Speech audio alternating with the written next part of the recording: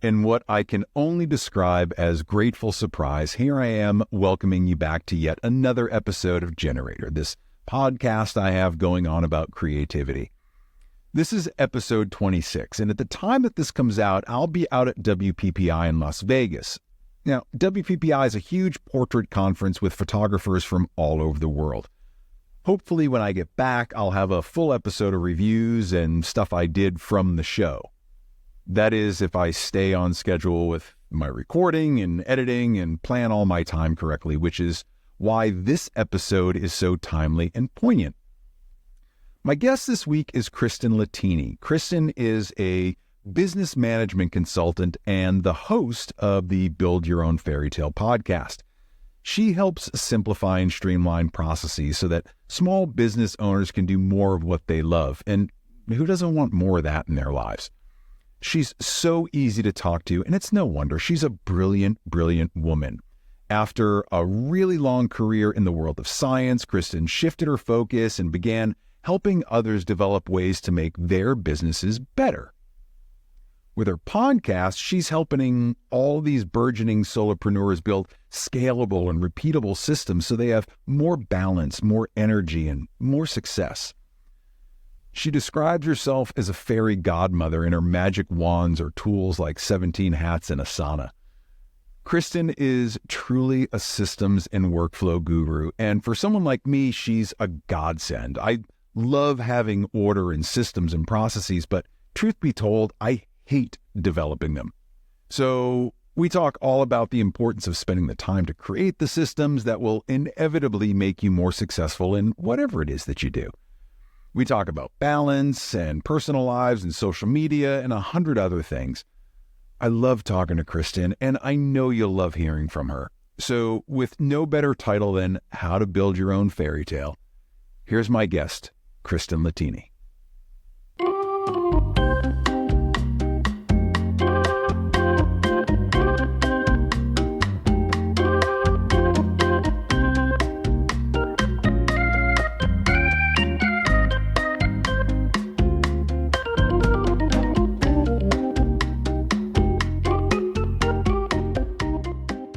How have you been? I've been okay. Okay. I actually had a stomach bug this past weekend, so that wasn't that fun. But yeah, Did it take you out? Not fully, but it was weird. It was one of those, like, I had to nap every day, and I'm not usually into napping. So I was like, this is weird. I have to go lay down, and I want to get work done. Did you find that you loved the nap? Like, did it reinvigorate you, or was it just like, hey, I'm sick, I need to rest? Or were you like, I'm gonna sneak this in every single day? It was a little bit of both. It's not quite, I'm going to sneak it in every day, but I did at one point say to my husband, like, this is so weird. Like, I feel so unproductive. That's just not my thing. And he reminded me, he said, rest is productive. And I was like, oh yeah, that's one of those quotes I'd put up on Instagram and I totally forget about when I'm the sick one, you know? I actually saw that on your Instagram. It was not too long ago that you put it up, like, remember to rest. Mm-hmm. And it's something that we all forget. It's great. You're listening to your own advice. Way to walk the walk. Let's talk a little bit about your background. So for anyone listening, if there's anybody out there listening, Kristen and I chatted a while back. We're both ambassadors for 17 Hats. We were chatting, I don't know, about a week or two ago. Time is irrelevant these days to me. The thing I loved about talking to you is, like, you had a similar arc to mine career-wise. Science and consulting and podcasting. And there were all these, like, connectivity points for both of us. So I'd love to just hear your story again about how you wound up in business management consulting, how you wound up in podcasting. Like, what does that arc look like? I would say it's less of an arc and more of a, like, you know, mountains and valleys.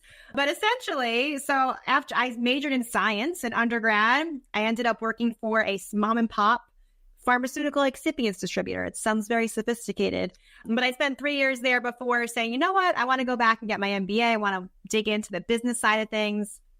Working for a small company, you learn a lot, but I want to go back and get the formal degree in business. Mm-hmm. And post-MBA, I ended up joining a major pharmaceutical company, really well respected. I spent 13 years there. working across procurement, communications, and marketing. Not necessarily the usual mix you hear from folks who work their way up the ladder. But yeah, I entered through procurement because my background had lined up nicely with procurement and supply chain, but I quickly realized that wasn't where I wanted to be. And so it took me 5 years to network and take on stretch assignments to actually make that functional switch within the company. But after 13 years, I had made the switch. I had done communications and marketing. I said, my heart is still elsewhere, right? I love this company. I love the people, but I feel like I want more. I felt like Belle. I always have to take it back to the fairy tales. I felt like Belle, like I just wanted more. I knew there was something else out there for me. I needed to try. And COVID really did me in, right? It was a really high stress time. I had twins doing virtual kindergarten at home during the height of COVID. It was pretty chaotic over here. And I was in employee health and wellness. So I was trying to communicate with 150,000 global employees, encouraging them to stay healthy and do things to take mental breaks. And I was not doing those things myself. So by 2022, I had worked up the courage. This was many years in the making. I had worked up the courage to be like, okay, I'm going to submit my resignation.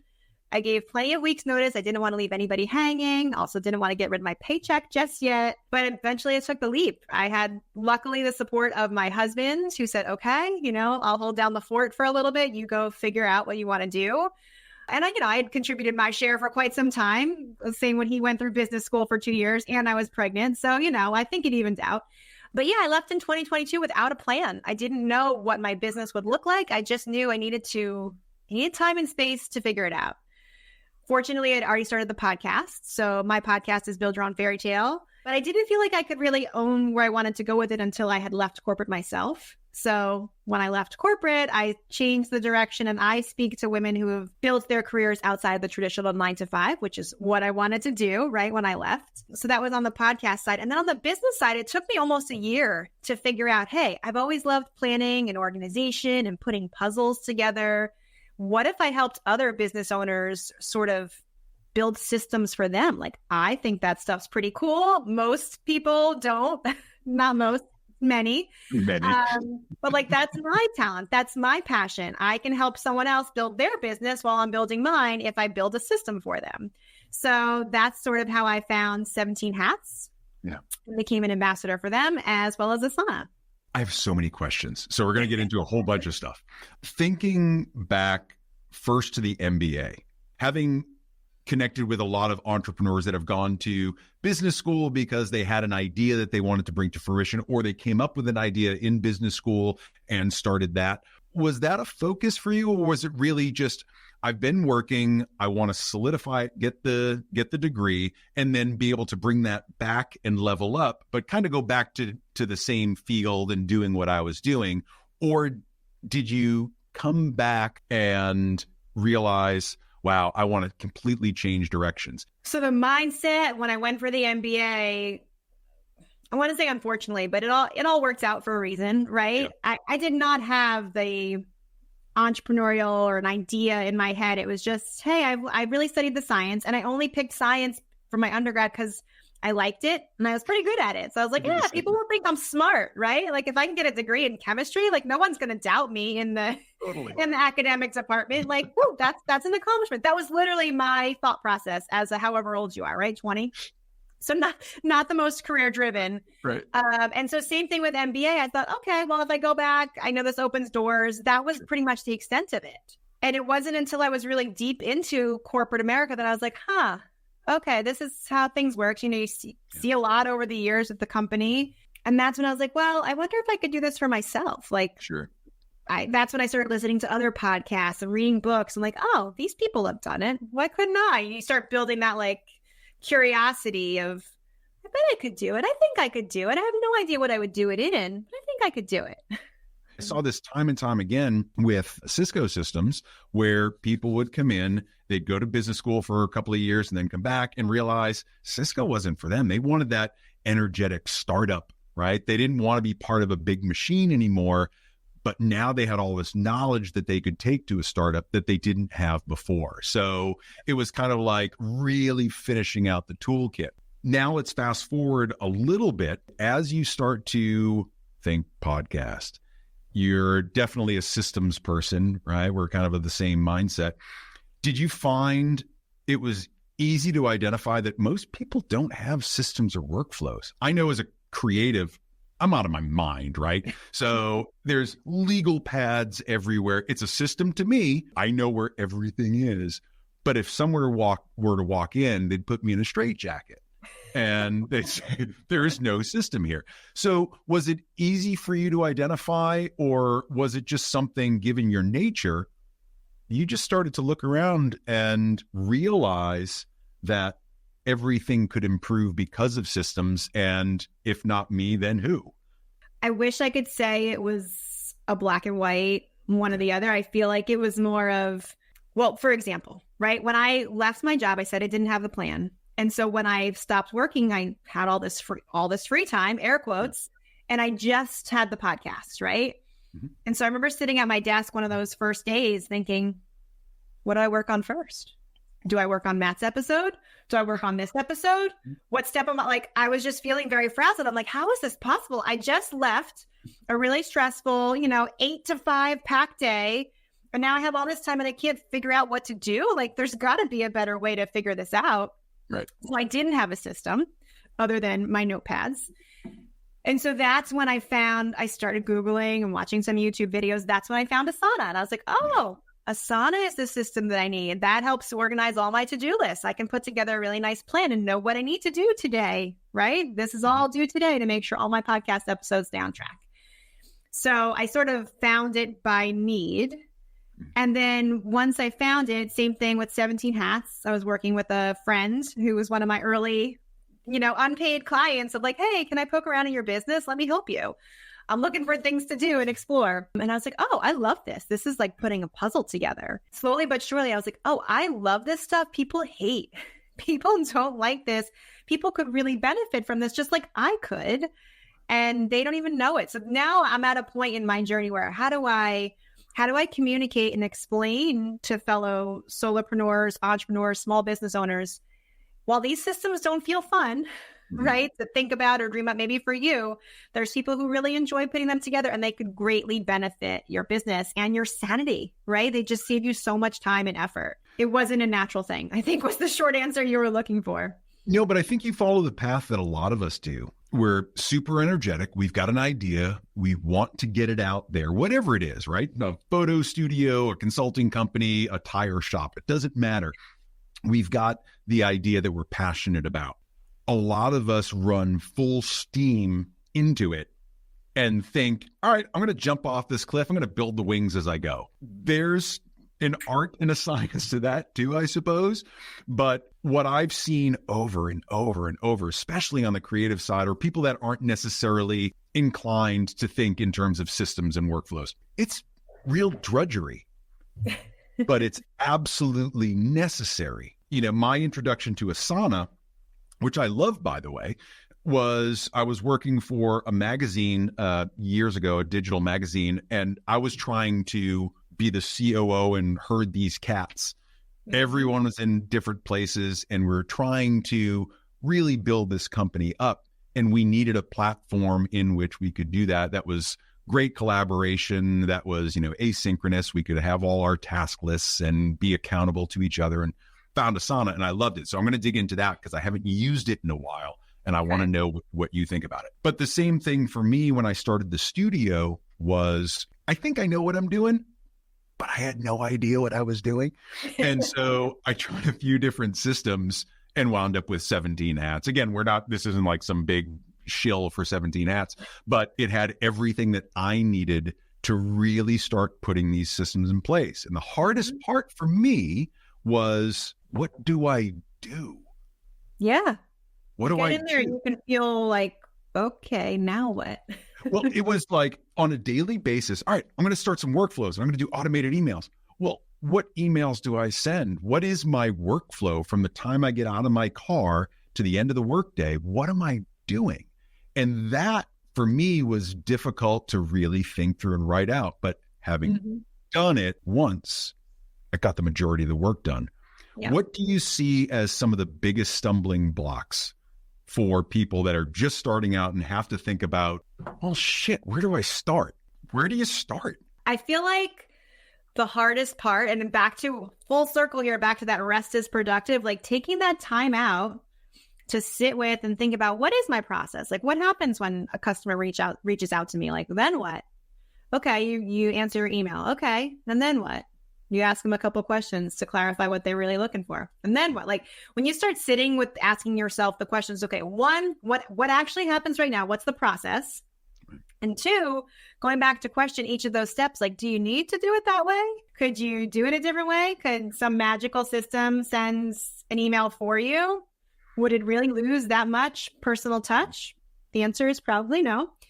So I think it's that prioritizing the process, sitting down and mapping it out, and then being open to, like, there's a little bit of ego, like, well, I have to do it this way because it's my business and I do it the best. And yes, there's a degree of that for sure. That's how you've gotten this far. But there's also a degree of, you need to be smart with your time. It's your most valuable resource. So if you could automate that email or ask those few questions through a questionnaire versus spending your time, you could be doing something else. It's going to make you money, right? So I think it's just taking that time out, that step back to be like, I have to look at my business holistically versus like just keep things going. And it's hard to take that time out. Like, I get it, but it pays dividends.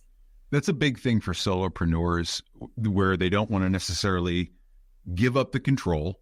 And they also don't realize that by giving up that control, whether it's through delegation to a person or delegation to a system, that getting that time back frees you up to do the things that we were talking about earlier. Rest a little bit, give your brain some space to think about, how could I improve what I'm doing here? Is the system that I just wrote out, if I walked into a company that ran this way, would I like or not like the system that I'm working in?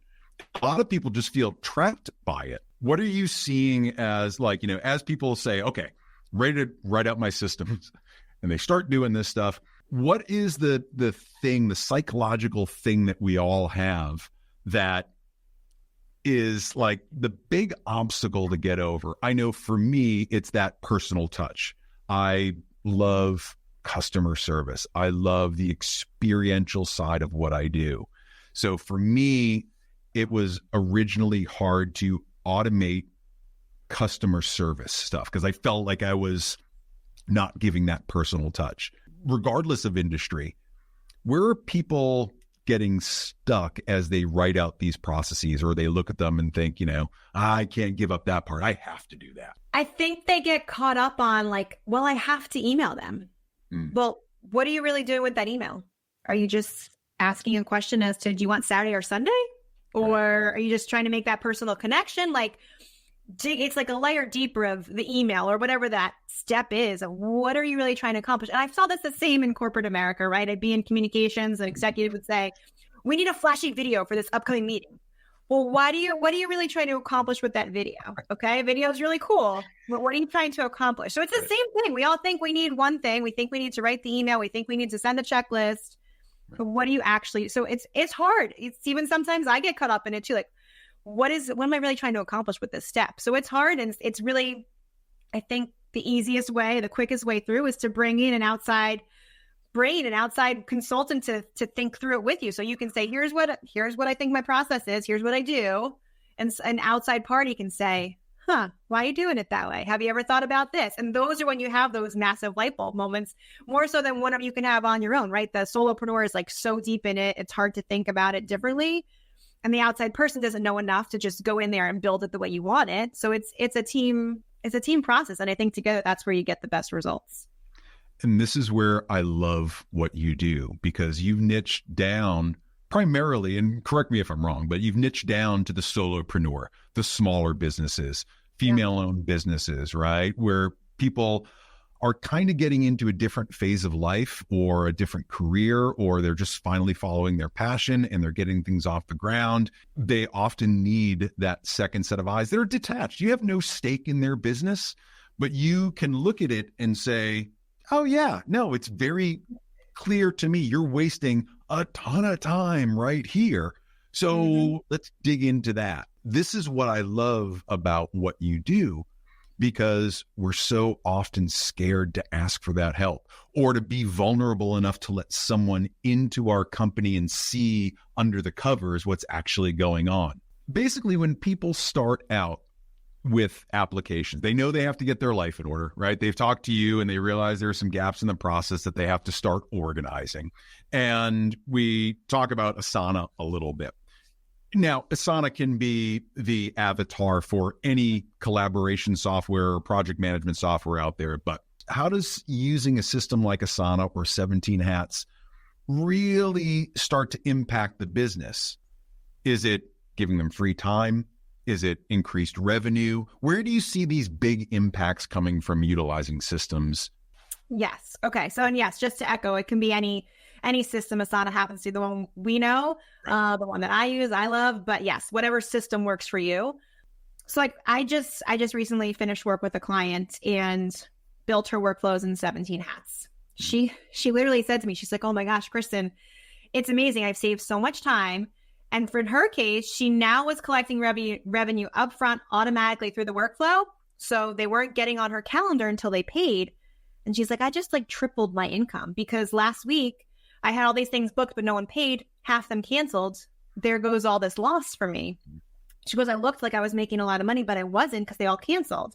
She goes, now they've paid me. So even if they don't show up, like I've made the money until they actually show up. So she was thrilled. She saved time and she increased her revenue.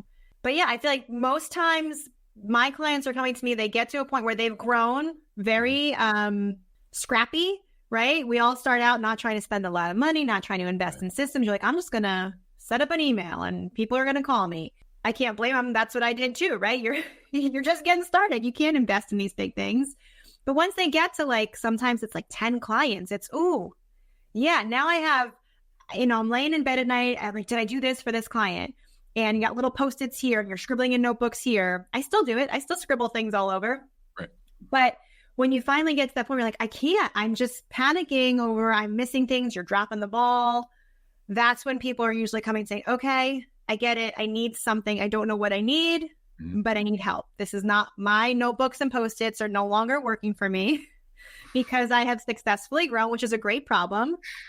Now, what do you got? What kind of systems can we put in place? And I love it to be a 17 Hats workflow where things can go out automatically. I can book and pay, but sometimes it may be as simple as an Asana checklist, right? Where each client needs this checklist done. If you do all these steps, you'll be in good shape. So I like that both systems work nicely together and they have their different strengths, but ultimately sadly, I feel like people aren't getting there proactively. It's a necessity because they're approaching burnout, they're dropping the ball, their reputation is at stake, and they don't want to lose what they've worked so hard to build. A lot of entrepreneurs that I know, and again, I'm in the creative arts, right? So I know a lot of photographers and videographers and hair and makeup artists and whatnot. And whenever we're starting our companies, it generally seems to be that we're thinking about 1 to 2 clients at the beginning. We have the dream of getting to 100 clients. We're focusing on 1 or 2 now, or more so the present, maybe this week or maybe this month. But people aren't thinking out longer term of how they scale. And this is really where systems make a huge difference when you want to scale the company. Yes. Right? In thinking about that, how are you showing the results to people? Meaning, trust me here, we're going to give you more time and energy back for your family. We're going to put more money in your bank. We're going to just decrease stress, right? Yeah. Because that's kind of what we all want. We want to have that work-life balance. What did you take from your experience in finding that work-life balance? And how are you applying that to what you're seeing on an everyday basis with your coaching clients? This is like the $1 million question because I'd love to get to here you can save X out. Or like, I need that infographic visual and I'm working to build it through testimonials. But I think people clearly, once they see it happen one time or they see, oh my gosh, I don't have to send that email. You can make that happen automatically and it'll still say, hi, Matt, how you doing? Like, oh yeah, I want that. Nobody wants to be sitting in their inbox sending all these tedious emails. Unfortunately, right now, I'm still at a point, and my clients are still at a point where they're getting to that push comes to shove, I just throw my hands up in the air. I need something. Yeah. And the second they see there's a possibility, they're like all in. Yeah. Right? They're all in. It just takes getting to that moment of, this is not going to work. I am not happy. I'm stressed out. I can't do it all. This is not the dream that I imagined. Those are all sort of the tipping points. Yeah. It's interesting to think about how we all work a little bit differently, right? We all have got different pain points and expectations and how we're going to run our businesses. And there is no one right way, right? I'm not going to sit here and be some level of absolutist where you have to use this system and you have to do these things and you have to have workflows, right? Everybody does everything differently. One of the things that I was finding without having systems was that I was losing a lot of inspiration. I was losing a lot of motivation. I was losing the why I started this thing in the first place because I was getting so tied down working in the business. I wasn't thinking forward and working on the business, right? That's kind of this old adage. You want to be working on it, not in it. How do you stay motivated and inspired to keep building your business when you're giving so much of yourself to other people and their systems? It's so funny because when I'm working on a client's workflow, I am like energized and excited, and I will lay in bed being, I wonder if I could do it this way. Like I will think up ideas to make their workflow better. And then when I sit down to work on my own, I'm like, oh, let me go check over here. Let me see what's going on Instagram. Like you get distracted. I let myself procrastinate because I guess it's so energizing for me to help a client discover something new. And to me, it's sort of the same old. So I struggle with it a little bit on the personal side. But then, all I have to do is think back to, do I want to go back to working in corporate and working for someone else? Sure, I've had a great paycheck, great benefits, but I love this lifestyle that I'm building now where I can book meetings when I want during the day. If I don't want to work on Fridays, I can block my calendar. I don't have to work on Fridays. I don't have to ask anybody's permission. I go back to that like self-motivation of why am I doing this? And for me, sometimes it's just taking that step away, taking the rest, taking the walk, because I come up with my best ideas when I'm not sitting here at the computer. Isn't that the strangest thing when you're not, for me, it happens when I'm driving on the road and just zoned out. And then I think it's because we give our brain that chance to just relax a little bit, ease up off the gas. The creativity starts to flow a little bit differently. And you never know where it's going to come from or what it's going to apply to. It might be a system. It might be an idea for a photograph. It might be, oh my God, if I just did this for my customers, I could really save time and they'd be so much happier. Is this why you're so into the fairy tale podcast, like building that fairy tale? Tell me about that, right? Because I feel like it's such a perfect outlet for you and your personality and all your expertise that you get to sit behind a microphone like this. And instead of just helping one client, now you're helping tons of people at a time. You're not trading your time for money. You are helping a lot of people by volume. Tell me about your experience with the podcast and how that's changed things for you or affected you and how you do your work. I'd love to hear that. Well, two things. One, I remember, and I still, every Friday night, my kids are still young enough to want to hang out with us on Friday night. So Friday night, we have pizza and movie nights here. And every Friday night, like we'll watch a movie and oftentimes I'll be so inspired. I'll tear up at the end. Like I'm a perfect audience. I make these parallels between what's in the movie and my kids are not taking these same things away. But I'm like, oh my gosh, this is a perfect match for what I'm feeling when I want to break out of corporate America and go do my own thing as an entrepreneur. Like, oh my gosh, Rapunzel breaking out of the tower. Like, I don't know. I enjoyed all those movies and I always took away a message. Again, I don't know that it was ever intended to be the message, but I would take messages away because I was struggling with what I wanted to do, what I wanted to be when I grew up. And so I created the podcast because it was really for me a couple of years ago. Like my audience is where I was a couple of years ago, thinking they're either stuck in a job currently where they're wondering, like, is there something else out there for me? So I love being able to bring to them new ideas, new entrepreneurs who are saying, here's the business I built. I built it I've had people counseling in grief. I've had people who are using their Cricut machine to create crafts and sell that, like things you were like, oh, that could be a business. I had no idea. I do that too. Why can't I make that a business? So I love being able to bring those ideas to people who are sitting there thinking, I want something else, but I don't know what, because that was me, right?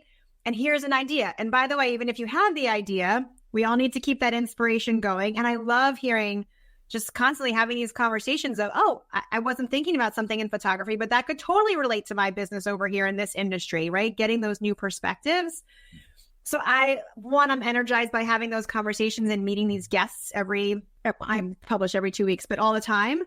And then being able to help other women who are stuck, feeling like me and like, oh, there is a way out. Maybe I can do this myself. And we don't have to. Like, I was very much, I forget what you said before, but like just sort of following the checklist of what's next. Like, I did that everything in life. I got the degree, got married, got the house, had the kids, like very good rule follower. Sure. But at some point, following all the rules, I was like, is this what it gets me? Like, is this cool? But right. It's not that exciting. I could go for something more, not to be greedy, right? I'm thankful. Sure. But hey, if I get to control, if I get one life and I get to control it, like, why wouldn't I shoot for the stars? Why wouldn't I go for something else? Why wouldn't I build my own fairy tale? Right. So that, I think it's part driven by me, part of the family movies. I just enjoy them and they're fun. They're fun and whimsical and I love thinking about them. Yeah. I saw a lot of this coming out of the pandemic with people that started to look at life a little bit differently and realize, the 9-to-5 thing ain't working. Sitting in a cubicle ain't working. I'm working at home. Sure, it sucks having 2 kids in virtual kindergarten that I'm trying to dance around. But after that period of adjustment that we all had. Now, I've worked at home since 1998, so I was kind of built for that whole thing. Nothing fazed me at all. As people adjusted to a new way of working and a new way of looking at their family, their livelihood, what it is that they enjoyed or didn't enjoy, I think it gave people the impetus to start chasing their dreams a little bit more and get away from those systems that we felt confined by. You are the walking, talking epitome of this, where you started to look at things differently and chase those dreams. So with the podcast, how has that reinvigorated things for you? Is it symbiotic with the coaching? Do you try to keep it separate where one is creative and informal and one is very formal and systematic? I know it's all woven together, but do you find yourself having to shift your mindset to go from one to the other? So I don't know if that's a mindset shift, but right now they're definitely somewhat separate, right? So I struggle with this. I struggle with if I can bring them closer together, if I need to, does it matter? Because the podcast is for my listeners, those are those early entrepreneurs. They may have not even started yet. They're at one end of the spectrum, whereas my clients, they're in it, right? They've hit that hopefully early success and they're ready to invest in a system for themselves. Ideally, they'd be like brand new entrepreneurs so we could start from scratch. It would be beautiful from the start, but we're not there yet. So I do struggle with they're on sort of different spots in that spectrum of their fairy tale journey. But I do feel like we've all been at some point, like if you're the entrepreneur, you were that dreamer at one point before you started. So I've made peace that they're connected, even though they're separate for the time being. And then I do have to compartmentalize, like, okay, today I'm going to go pitch some guests, make sure I have some really great talent to come on for the next show. But when I do, I am so energized and I have fun having conversations just like this. I just spoke to a woman who was a producer for the Today Show. And she said when she was actually able to be next to her kids at breakfast because she didn't have that 3 a.m. alarm to get into the city. I was like, oh yeah. So that was like a real eye opener for her. And same for me in COVID. I wasn't a stranger to the work from home. I had a very flexible schedule before. However, we were called back to the office in 2021, July of 2021. My husband was still home with no call to the office in mind. So fortunately, we had the flexibility. He was the one being able to do drop-off, pickups, whatever needed. But I'm sitting here going, why the heck am I commuting to the office today? Like, none of my friends are commuting to the office. My husband's home. My kids are still in virtual school at some point. Like, why am I going to the office? Why am I the one who's like stuck in these, felt like prison walls? Again, even though I love the people, it still felt like, why do I have this punishment? Like, this is not right. Something didn't sit well with me. In the artistic world, imposter syndrome is rampant, right? We hit this point where we've done enough to feel good about what we're doing. But then as we start to master that craft, making stuff from your Cricut, right? Becoming a golf pro, whatever it is, we master that craft. And then we start to look a little bit wider and we notice other people doing it. And we may want to try to get to their level, but now this crushing weight of I'm not good enough and my company, and I'm never going to succeed. And it all comes crashing down and it's horrible. One, have you ever felt that in starting all your stuff? And two, how would you advise someone like me to get out of that if I'm experiencing it? Yeah. Oh my gosh. Yes. 100%, 110%. I have experienced it. I continue to experience it. And I would venture to say almost every guest on my show has also, we've touched on this in some way, shape, or form. So I feel like no one is immune to it. And if they are, they're probably crazy. You don't want to follow them anyway.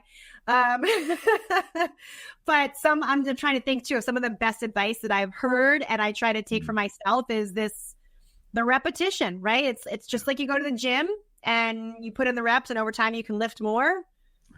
If you're feeling like, oh, I couldn't possibly put out that offer, the more times you just make yourself do it, you feel more confident. Oh, okay, I can charge that for this service. That doesn't feel so bad anymore, right? It's the putting in the reps. The repetition cures imposter syndrome. I'm living that repetition. So every time I'm like, oh, I don't want to post to social media again. Repetition is going to make me not feel like, I'm bothering somebody if I put it out there.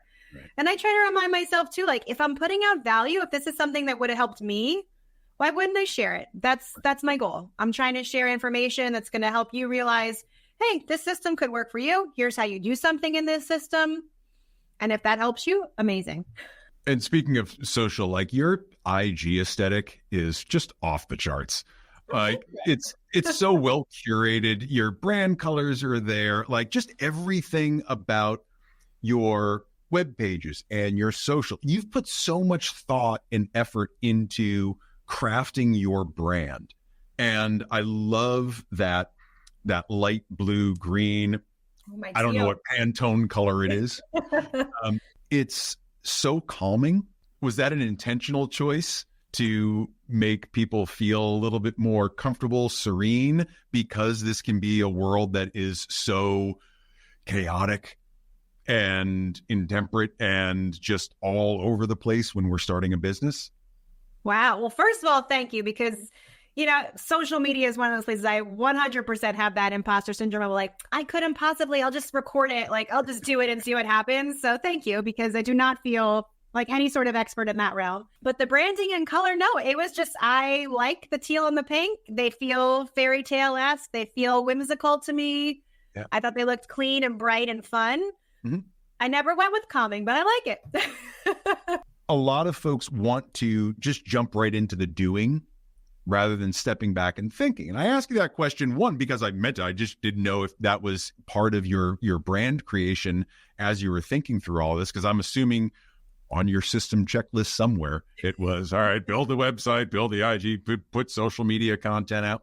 Social media, for me, and everyone that's ever listened to this has heard me say it 1,000 times, I think that social media has become a poison for a lot of us. However, it can be used as a resource and a tool very effectively if used wisely in the rest of everything that you're doing, right? And especially it's a necessity for small business owners sometimes. Yeah. So in thinking about how folks are utilizing social media, do you ask people to incorporate that into their systems if they're not already doing it? Do you ask them to scale back if they're doing it too much? Where do you find a balance with your clients as to how they're using social media for their brand versus doom scrolling and wasting time and not focusing on their business because they feel they have to, I got to put myself out there. I have to interact. Yep. I could not help but dream. I couldn't think of the right fairy tale, maybe a little Descendants. I don't know if you know that one. But when you were describing social media as the poison and this, I was thinking, okay, it's kind of like the tool. If it's in the hands of the villain, it's no good. It's the poison. But if it's in the hands of the good guys, it could be used for good. Oh, I love that. So that was sort of the visual I was formulating as you were saying that. I don't get too much into the details of social with my clients, but I do for myself, and I will teach my clients if they want to. I do use Asana to plan out my social. So I plan it to brainstorm. I use it to brainstorm my ideas. Oh, yeah. Tell me about this. I use it to, so I have a project created just for social, and you want to get into Asana details. So in Asana, you can view things as for free on the free version. I'm not talking about the paid version. You can view things as a calendar. You can view them as a list, like your traditional checklist, or you can view them as a Kanban board, sort of that Post-it style, like here's a category. I'm going to put some Post-its underneath. So I like to create a project and view it in that Kanban board style. And each board is a content pillar. You've probably heard of content pillars. Maybe you even have them mapped out for yourself. So for me, I've got a pillar for 17 hats. I've got a pillar for Asana. I've got a pillar for fairy tale inspiration and podcast. And then I talk about my cats and my kids and Peloton and all that stuff in my personal pillar. But I have pillars, right? And then anytime I think of an idea, I create a task and put it in one of those pillars in Asana. It says, okay, here's an idea. We're going to say workflows and how you create a workflow. How do you get started with the workflow? That's a topic. That's a post. That's a blog. That's an email. I put it in that pillar. And then if I want to assign it a date, it'll go on the calendar so I can see, oh yeah, Friday, I'm going to talk about workflows and how to get started on my social media. I might also turn that into an email.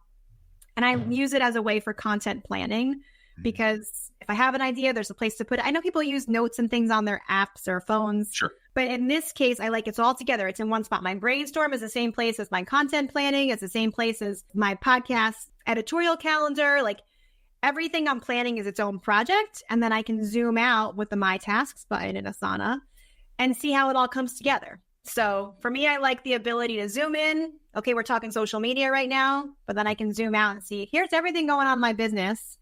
Crap, that's a lot going on today. Maybe I need to move some things. So I think I just zigzagged a whole bunch there, but social. I love where you went to, because you have a personal pillar in there and like an inspiration pillar. I'm sure I'm not saying that correctly, but I heard you talking about like, hey, I've got personal time. I've got time for inspiration. I've got these things that I've mapped out that so many people forget about. It's just business task, business to do, list after list after list. And there's no time built in for themselves. Was there a point where you said, I've got to start building in more personal time for me and make that my own to-do list so that I don't forget about and I maintain balance? Was there a defining point, or has that just always been part of what you do? Well, it's interesting because I think you heard it differently than I said it. And I like what you said. And I'm like, oh, I haven't done. So I was saying like ideas to share on social about personal. So I do have like personal checklists in there in Asana. But I have a project for time off. So I will mark, like when my kids are off from school, I put it on the calendar. I'm not working that day. I'm not going to take meetings. I think the turning point for me was, again, COVID. Feeling like I was so close, but so far from my family when I was working from home. Now that I don't have to answer to someone else's schedule, I thought, okay, this is how we're going to make it. I'm going to make my schedule around them. If they're home, I don't need to stress about like, be quiet. Don't come in here. I'm on a call and I'm not spending time with you. Granted, doesn't mean they still sit in front of their iPads and I'm going to work anyway when they're home, but I have the flexibility, right? If they say they want to hang out with me, if I ask them, I can do it. So it's not perfect, but I think COVID was an eye opener in terms of, hey, I get to own this time. I can design it how I want. And with the right tools and the right planning, I can make the space for it. And I just feel like before I felt like I had no white space. There was no room to like relax or breathe or tap into that creativity. And now I'm like, oh, okay, I can breathe a little bit. You still never feel like you have enough time in the day, but I do feel like, okay, there's white space now. I have a little room to play with. I'm going to ask you to brag and be vulnerable at the same time. Oh, okay. That sounds like a doozy. The first thing on the brag side is I want everyone to hear the thing that sets you apart, that you know you're good at, and why clients should perk up their ears and listen a little bit more to you than anyone else. Secondarily, the vulnerable part. Where are you growing? Where's your focus? What do you feel that you need to build more of in your business? Not necessarily because it's doing poorly, but where do you want to start putting more attention? And how are you going about doing that? This is really hard.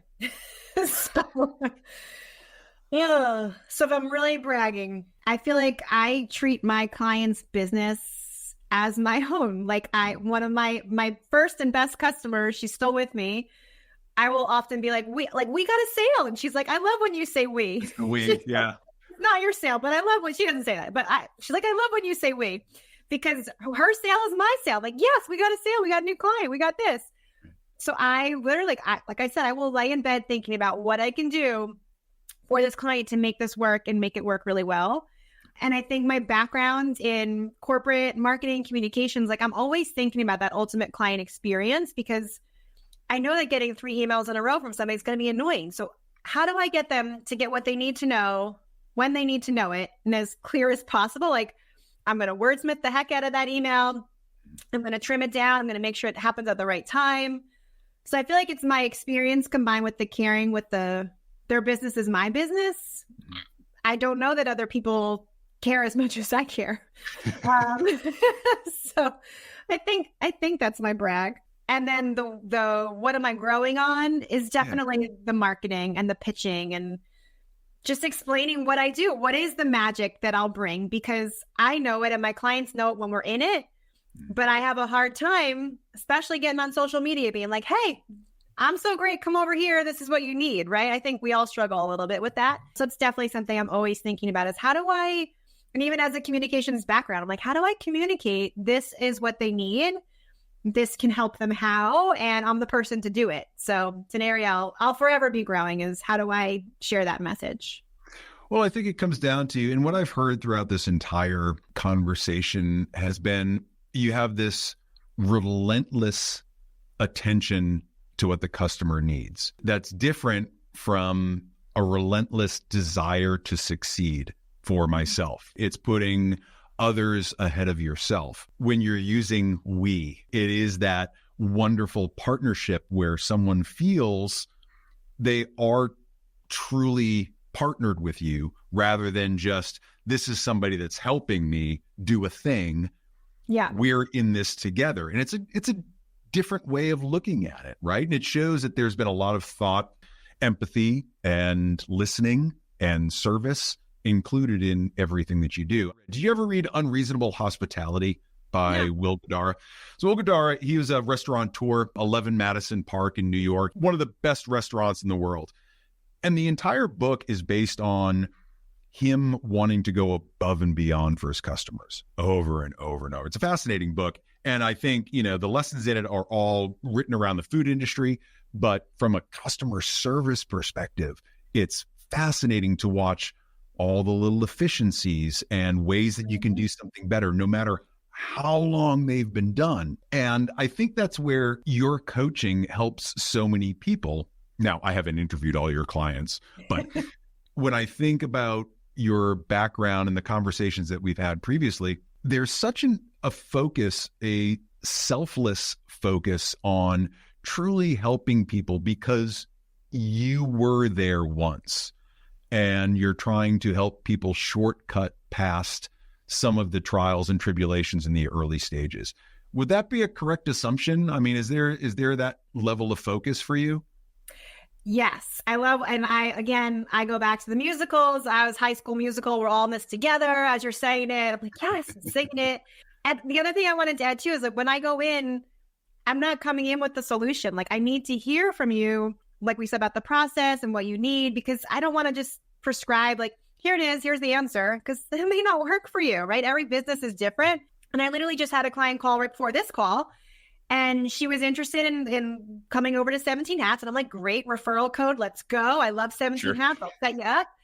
But she already had a system that was doing a lot of the same things. And I'm like, I don't know if I can tell you to go there yet. Like I need to research what you're currently doing before I can confidently say. And whereas I feel like some people, right or wrong, would be like, yeah, let's go. I'll build it over in 17 Hats. Right. So yes, I genuinely care. Like the thing that makes me happiest is when the client email me back or call me and say, oh my gosh, this is so amazing. I'm so like, that makes my day versus a big fat paycheck, which I would love that too. Right. But I get so excited when the client tells me how amazing this has changed their life. And I think that separates you from what we're seeing now, which is a deluge of online educators. I came up with this simple 42-step process to make you $1 million so long as you have $900,000 to invest in ads, right? Totally. Simple.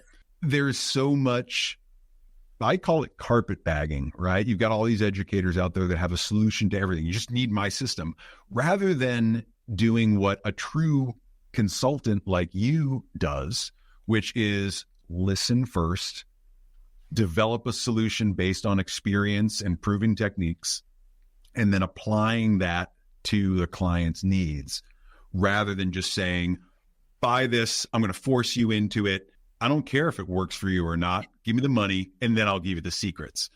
And I've never approached things that way. I've always been, I had a career as a consultant as well. And I think that gets bred into you to really work with your client and be just as invested in their process as they are, because within that can be created things that truly work for them that aren't going to work for your next client. Yeah. But it's those insights that you gain, that little bit of experience for you that you can take to the next client and maybe build a new system, a new workflow for all of your clients, right? You're seeing things differently now that you've had all this experience. I love, love, love what you are doing. If there was one thing that you could say to someone that doesn't have any systems, what would you say to them? Listen, the fairy tale is out there. You have to build it systematically. You have your dream. You keep your eye on that dream, and you're just going to slowly but surely take steps aiming towards that dream. And at some point, you're going to realize the system's going to help. It can help you achieve that dream. So don't give up on the fairy tale. And if you're feeling distraught, you might need a system. Where can they find you? You can find me at KristenLettini.com. Everything is there, including my social, if you want to go check that out, as you suggested. But start there, KristenLettini.com. Kristen with an E-N, not an I-N. Kristen E. I like to say Kristen 10, like perfect 10. Kristen. I can get down with that. Yeah. Thank you so much for being here. I love this. And I could talk systems and workflows all day long and try to steal info from you for my own stuff, get some free consulting. But of course, it is the cornerstone of any long-term success. Anybody can be a flash in the pan or make something work in the short term, but having systems in place that are repeatable, that are easy, that free up time for you to do other things and scale the business it's almost a non-negotiable. You have to invest the time to build these systems if you really want your business to be as successful as it could be. So yeah, well, I'm going to have to steal some of that from my marketing lingo there. Yeah, no worries. That was all out of ChatGPT. I just have it rolling on the screen here. Thank you so much for being here. I can't wait to see you again. And maybe in a couple of months, I'll bring you back and we can kind of see how things have progressed, both with the podcast, with the clients, and see if there's any new insights. How's that sound? I like that. A little accountability for, did I take my own advice? Okay, absolutely. This was a blast. So thank you so much. Awesome. Thanks again. I'll talk to you soon. All right. Thank you. Bye-bye.